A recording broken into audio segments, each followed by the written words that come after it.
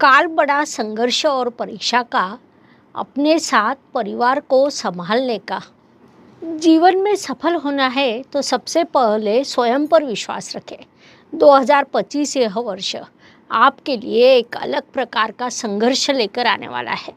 इस वर्ष को जब हम जनवरी से देखना शुरू करते हैं तो सबसे पहले आपका राशि स्वामी भाग्य स्थान में नीच अवस्था में रहेंगे। मंगल ग्रह सामान्य रूप से एक राशि में 1.5 महीने तक विराजमान रहता है, लेकिन 2025 में वह लगभग 6 महीने कर्क राशि में अर्थात अपनी नीच राशि में विराजमान रहने वाला है। उसमें भी कुछ दिन के लिए वह वक्री होकर मिथुन राशि अर्थात आपके अष्टम स्थान में जाएगा, अर्थात बाधा, परेशानी और संघर्ष दिखाने वाले स्थान में जाएगा। उसके बाद पुनश्च अष्टम स्थान में आएगा।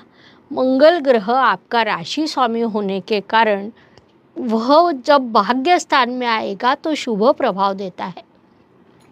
नमस्कार, मैं एस्ट्रो गुरुमा डॉक्टर ज्योति जोशी आप सभी ज्योतिष प्रेमियों को आज के भाग में हार्दिक स्वागत करती हूँ। ज्योतिष प्रेमियों की विशेष मांग पर 2025 से 2030 इन 6 वर्षों के राशि भविष्य को हम समझ रहे हैं।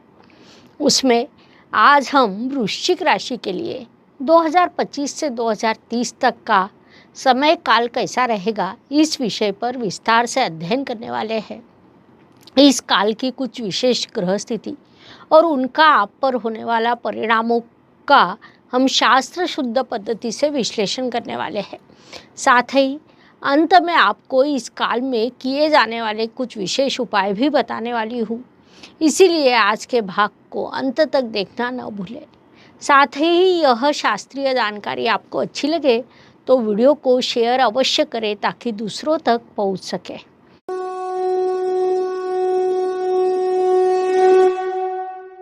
हम दैनिक, साप्ताहिक, मासिक, वार्षिक भविष्य सदैव बताते हैं। उसमें दैनिक और साप्ताहिक राशि भविष्य व्हाट्सएप पर, तो मासिक और वार्षिक राशि भविष्य यूट्यूब चैनल पर हम अपलोड करते हैं। उसका लाभ उठाते हुए आपके कई प्रश्न हम तक पहुंचते हैं। कम्युनिटी सदैव महत्वपूर्ण होती है। वास्तव में कम्युनिटी के कारण ही चैनल चलता है। आप सभी के प्रश्न आते हैं, उस अनुसार पिछले कुछ काल से लगातार आने वाला प्रश्न है कि सन 2030 तक का काल हमारे लिए कैसा रहेगा। प्रश्न आने के बाद उस अनुसार अध्ययन शुरू करना, उसके बाद ही आप तक पहुंचना मेरा कर्तव्य है। उस अनुसार ही विषय का हमने चयन किया है कि 2030 का काल मेरे लिए कैसा रहेगा, अर्थात हम यह निजी नहीं बल्कि राशि के अनुसार बताने वाले हैं। अब जब हम 5-6 वर्ष का विचार कर रहे हैं तो हमें शनिदेव से शुरुआत करनी पड़ेगी। यहाँ पर 4 बड़े ग्रह महत्वपूर्ण होते हैं। उनमें से पहले है शनिदेव, जो 2.5 वर्ष में राशि परिवर्तन करते रहते हैं। राहु ग्रह 1.5 वर्ष में राशि परिवर्तन करता है।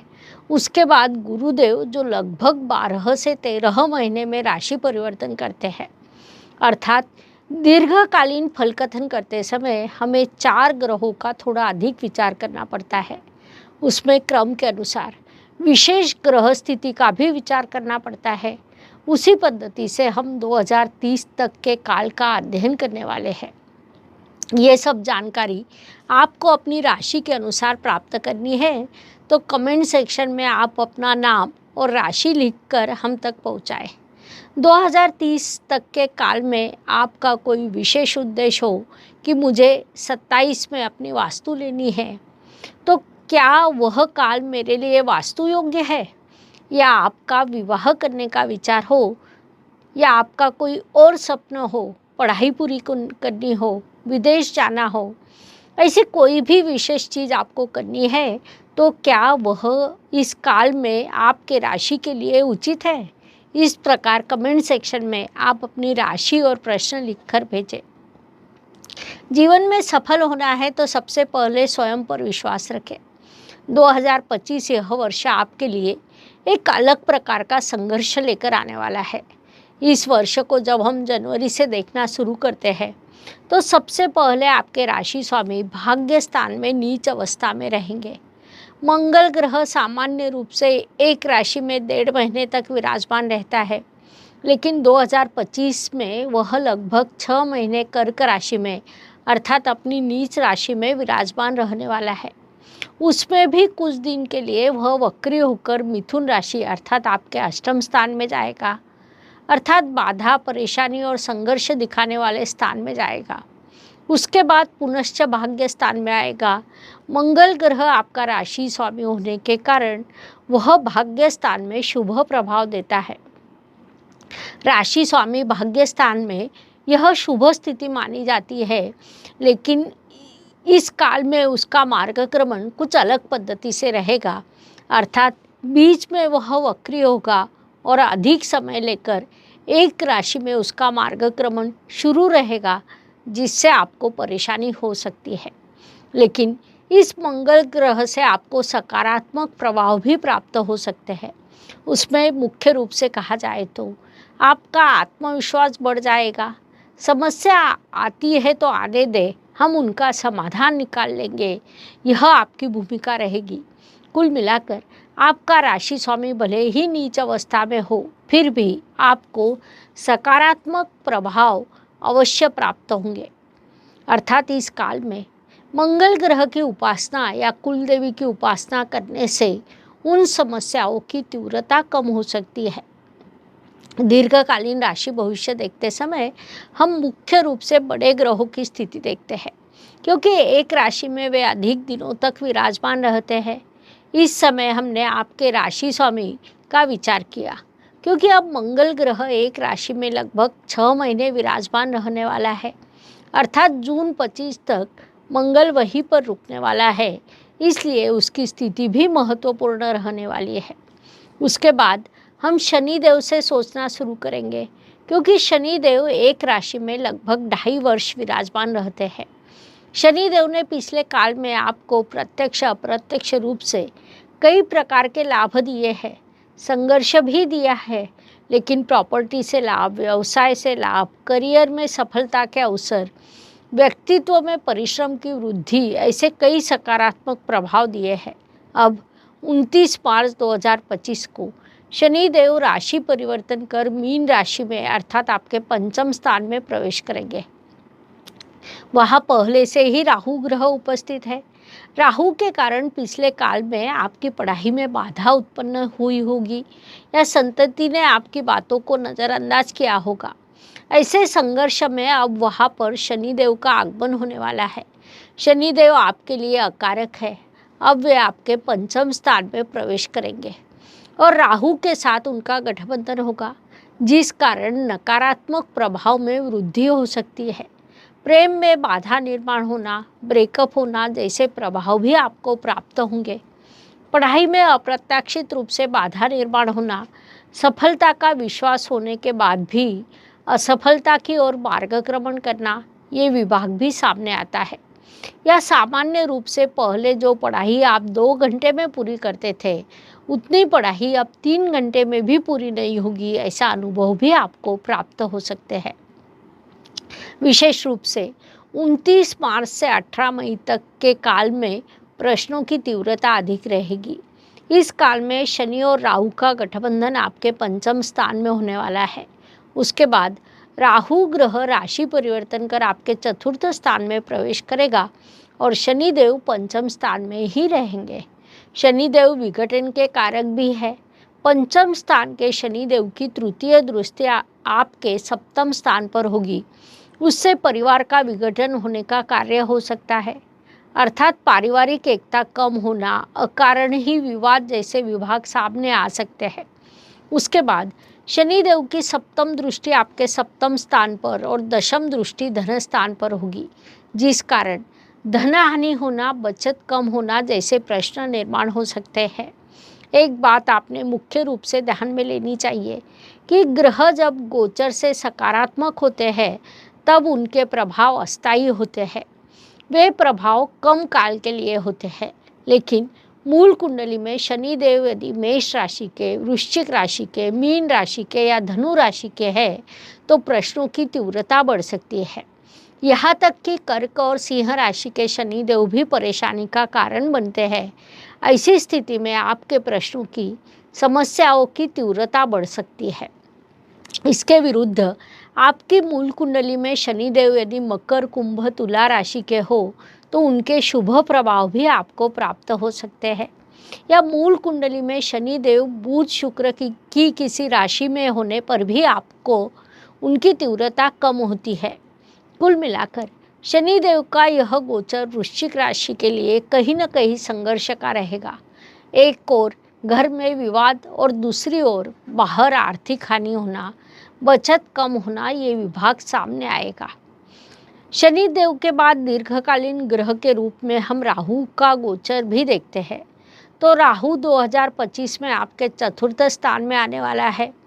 चतुर्थ स्थान का राहु घर के सौख्य को कम करता है, जिस कारण कई परेशानियां निर्माण होती है। यहाँ पर मैं आपको मुख्य रूप से बताना चाहती हूँ कि इस गोचर को आप चंद्र राशि से देखें। 60% चंद्र राशि से, 30% लग्न राशि से और 10% रवि राशि से। इस प्रकार आपने इस विश्लेषण को समझना है। तो चतुर्थ स्थान में विराजमान राहु आपके पारिवारिक सौख्य को कम करेगा, घर की सुख शांति कम करेगा, वास्तु सौख्य में कमी निर्माण करेगा, वाहन सौख्य कम करेगा। ऐसे काल में वाहन चलाते समय भी ध्यान रखना अत्यंत आवश्यक हो जाता है। साथ ही मानसिक शांति को बनाए रखना भी आवश्यक होता है, क्योंकि ऐसे काल में मनुष्य अपने बुद्धि का उचित उपयोग नहीं कर सकता। जल्दबाजी में निर्णय लेने के कारण वे गलत होने की संभावना निर्माण होती है। इसमें एक शुभ बात है कि 5 दिसंबर 2026 को राहु ग्रह मकर राशि अर्थात आपके तृतीय स्थान में प्रवेश करेगा, जो आपके लिए शुभ बात कही जा सकती है, क्योंकि राहु ग्रह को कुंडली का तृतीय स्थान और मकर राशि ये दोनों चीज़ें अच्छी लगती है, जिस कारण वह आपको यहाँ से शुभ फल प्रदान करेगा। इस काल में शनिदेव का गोचर आपके लिए अधिक सकारात्मक नहीं रहेगा। गुरुदेव का गोचर भी कुछ काल के लिए सकारात्मक तो कुछ काल के लिए नकारात्मक रहेगा। उसका विश्लेषण मैं आगे करने ही वाली हूँ, लेकिन राहु का जो काल है वह आपके लिए शुभ रहेगा। 18 मई 2025 को राहु ग्रह कुंभ राशि में जाएगा। उसके बाद 5 दिसंबर 2026 को वह मकर राशि में जाएगा। 23 जून 2028 तक वह वही विराजमान रहेगा। अर्थात दिसंबर 28 से जून 28 तक इस काल में राहु से आपको अत्यंत शुभ फल प्राप्त होंगे। कई सकारात्मक प्रभाव आपको इस काल में प्राप्त होंगे। राहु ग्रह के बाद जब हम गुरु ग्रह का विचार करते हैं तो उनकी गति इस काल की बड़ी समस्या है। जैसा हमें पता है कि गुरुदेव एक राशि में लगभग 12 से 13 महीने विराजमान रहते हैं। उन्हें 30 अंश मार्गक्रमण करने के लिए उतना समय लगता है। उनका कार्य विशेष होता है, उनकी गति भी विशेष होती है। ब्रह्मदेव ने गुरु ग्रह पर कई जिम्मेदारियां दी है, जैसे शिक्षा, संतति, प्रणय, वैवाहिक सौख्य, उचित मार्ग से धनार्जन करना, परिवार को चलाना। ये सभी चीज़ें गुरुदेव के कारकत्व में आती है। इसलिए गुरुदेव का गोचर सदैव महत्वपूर्ण होता है। विशेष रूप से जब हम वृश्चिक राशि की दृष्टि से विचार करें तो गुरुदेव आपके इष्ट देव के स्वामी हैं, जिस कारण उनका गोचर आपके लिए अधिक महत्वपूर्ण होता है। कई बार अन्य ग्रहों से सहयोग न मिलने पर भी गुरुदेव आपकी कुंडली को संभालते हैं। वह सामर्थ्य उनमें है। ऐसे काल में गुरुदेव की महादशा शुरू हो, मूल कुंडली में गुरुदेव नकारात्मक स्थिति में हो, वे मकर राशि में विराजमान हो, तो उनका दुष्प्रभाव अधिक होता है। इसके विरुद्ध मूल कुंडली में यदि गुरुदेव की स्थिति शुभ हो तो उनके दुष्प्रभाव की तीव्रता कम होती है। महत्वपूर्ण बात है कि 14 मई 2025 को गुरुदेव मिथुन राशि में जाएंगे, लेकिन 13 महीने न रहते हुए वे अतिचार गति से केवल 5 महीने में पुनश्च राशि परिवर्तन कर कर्क राशि में प्रवेश करेंगे, अर्थात वे आपके भाग्य स्थान में पहुँचेंगे। गुरुदेव कर्क राशि में अर्थात आपके भाग्य स्थान में प्रवेश करेंगे तब पंचमेश पंचम के पंचम स्थान में यह स्थिति निर्माण होगी। गुरुदेव कर्क राशि में उच्च अवस्था को प्राप्त होते हैं, जिस कारण उनसे आपको अत्यंत सकारात्मक प्रभाव प्राप्त होंगे। यह सब भले ही सत्य हो, लेकिन गुरुदेव इस काल में अतिचार गति से भ्रमण करेंगे, अर्थात उनकी गति सामान्य रूप से 3 गुना अधिक होगी। जब कोई ग्रह इतनी गति से भ्रमण करता है, तब वह अपने काम में आधे अधूरे करता है। जब हम किसी काम को शांति से करते हैं तो वह अच्छे से पूरे होते हैं, लेकिन किसी दिन कम समय में 3 गुना अधिक काम करना हो तो वह अच्छे से नहीं हो सकते। उसी के अनुसार जब ग्रहों को कम समय मिलता है तो वे भी उसी पद्धति से काम करते हैं। फिर भी 18 अक्टूबर से 5 दिसंबर 2025 तक के काल में वृश्चिक राशि को थोड़ी सकारात्मकता प्राप्त होगी। वे भले ही अतिचार गति से हो, लेकिन वे 2 महीने कर्क राशि में आएंगे। अपनी कुंडली के अष्टम स्थान को वे छोड़ देंगे, लेकिन 5 दिसंबर 2025 को वक्री होकर पुनश्च अष्टम स्थान में जाएंगे। कुंडली का अष्टम स्थान बाधा, परेशानी और संघर्ष का स्थान होता है। उसके बाद जून 26 में गुरुदेव अतिचार गति से पुनश्च कर्क राशि में आएंगे। इस काल में गुरुदेव लगभग 8 वर्ष के लिए इसी पद्धति से भ्रमण करने वाले हैं, जो अत्यंत बड़ी बात कही जा सकती है। इतिहास में देखा जाए तो प्रथम और द्वितीय विश्व युद्ध के समय काल में गुरुदेव अतिचार गति में थे। दूसरे महायुद्ध के काल में वे 7 वर्ष के लिए अतिचार गति से भ्रमण कर रहे थे। यहाँ तक कि महाभारत युद्ध के काल में भी उनका भ्रमण अतिचार गति से शुरू था। इस काल की विशेषता है कि उनकी अतिचार गति वायु तत्व के राशि से शुरू होगी और पृथ्वी तत्व पर समाप्त होने वाली है। यह एक अलग विषय है, ऐसा हम कह सकते हैं। ज्योतिष नियमों के अनुसार वायु तत्व से जब किसी प्रश्न की शुरुआत होती है, तब उसका प्रचार प्रसार अधिक गति से होता है। साथ ही जब प्रश्न पृथ्वी तत्व पर समाप्त होता है, तो उसे समाप्त होने में भी समय लगता है, लेकिन उसके बाद स्थैर्य निर्माण होगा। संक्षेप में, गुरुदेव अतिचार गति विभिन्न प्रश्नों को लेकर आने वाली है, लेकिन वह प्रश्न सामूहिक होंगे, अर्थात उनका परिणाम सामूहिक रूप से होगा। जिस प्रकार हम किसी जहाज में होते हैं, उसका परिणाम हम पर भी होता है, उसी प्रकार हमारे राज्य की ग्रह स्थिति का, देश के ग्रह स्थिति का और जागतिक ग्रह स्थिति का प्रभाव हम पर होता है। उससे संघर्ष करते हुए मार्गक्रमण करना है। विशेष बात है कि वृश्चिक राशि के लिए संघर्ष थोड़ा अधिक रहेगा, लेकिन आपके राशि स्वामी मंगल देव सेनापति है। कितनी भी विपरीत स्थिति हो, वे संघर्ष कर सफलता प्राप्त करते हैं। विशेष बात है कि भारत का भविष्य उज्जवल है। भारत में रहने वाले लोगों का भविष्य उज्जवल है, उस अनुसार भारत का भी भविष्य उज्जवल है। तो 2030 तक यह संघर्ष रहने वाला है, लेकिन 17 अप्रैल 2030 को शनिदेव जब वृषभ राशि में प्रवेश करेंगे, तब स्थिति में बड़ा बदलाव होगा। तब सौख्य और समाधान से परिपूर्ण जीवन की ओर सभी का मार्गक्रमण शुरू होगा। तब तक कई संघर्ष रहने वाले हैं। संघर्ष के इस काल में मनुष्य यदि समझदारी से बर्ताव करे तो प्रश्नों की तीव्रता कम हो सकती है, अन्यथा स्थिति विस्फोटक बन सकती है। उपायों की दृष्टि से विचार करें तो ज्योतिष में कुछ छोटे छोटे और सरलता से किए जाने वाले उपाय बताए गए हैं। उपाय भले ही छोटे हो, लेकिन उनका प्रभाव बड़ा रहता है। उस अनुसार 2025 से 2030 इस काल का विचार करें तो गुरुदेव वास्तव में संरक्षक है। आने वाले समय में उनकी अतिचार और वक्री गति को देखा जाए तो वृश्चिक राशि के जातकों को पीले रंग के वस्त्र परिधान कर केले के पेड़ की पूजा करने का उपाय सूचित किया जाता है। केले के पेड़ की पूजा करते समय जल अर्पण कर घी का दिया जलाए। उसके बाद वही बैठकर भगवान विष्णु के 108 नामों का उच्चारण करें। इस उपाय के आपको अत्यंत शुभ परिणाम प्राप्त होंगे, इसलिए आपने ये अवश्य करना चाहिए। इस प्रकार मेष से लेकर मीन तक हर राशि के लिए 2025 से 2030 तक का काल कैसा रहेगा, यह समझाने के लिए हमने 12 वीडियो आपके इस चैनल पर अपलोड किए हैं। अपनी राशि का खुद देखिए, दोस्तों को, रिश्तेदारों को उनकी राशि का शेयर करें। वीडियो अच्छा लगे तो लाइक करना ना भूलें।